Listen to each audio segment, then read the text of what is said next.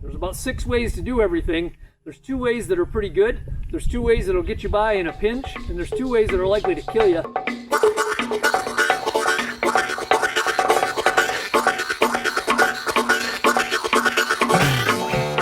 So when you hook onto something with a chain, the chain goes from the load up to the grab ring on the yoke. And I always like to just put the chain out on the ground. It gives them a visual reference, and I'll walk the animals up.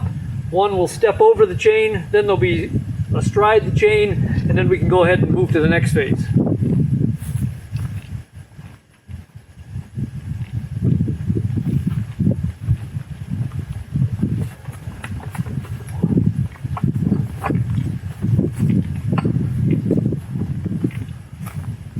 And they're pretty close. I'll back Zeus up just a step. Good boy. And then from here, we'll move the camera just a little bit.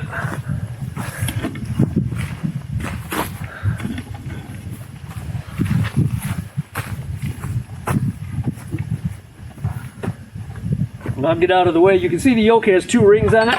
One is the big ring. They sometimes call that the pole ring. The other is a calabash, because it looks like a calabash gourd. Some New Englanders call it a bitch link, or a grab ring is another way to think of it. And all it does is grab onto the chain.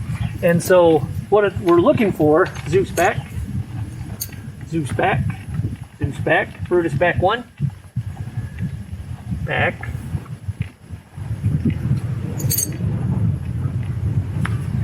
What we're looking for is for it to just sit right in there and then hold, and when we move forward, then the ring has the chain.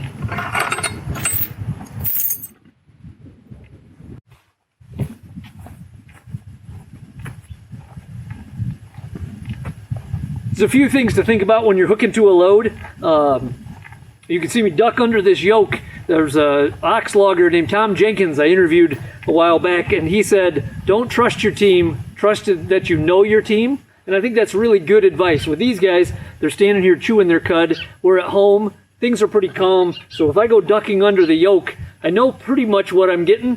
And I also know that right now we don't have any power attached to anything. If they walked off, I'm not likely to get hurt. Once we put the chain on, then if they were to run or bolt, then I really have nowhere to go, which is not a very safe place. And so one of the things to think about is I'm just doing this from this angle so you can see where the chain goes.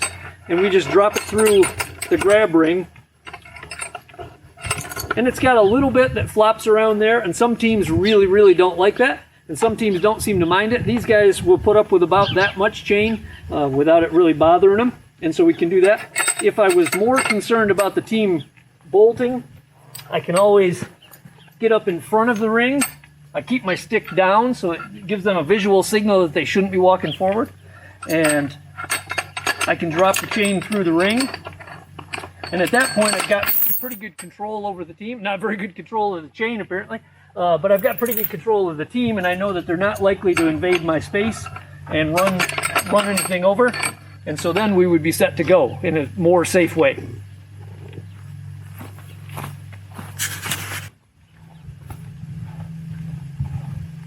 Another way we sometimes do it is to come up between the animals.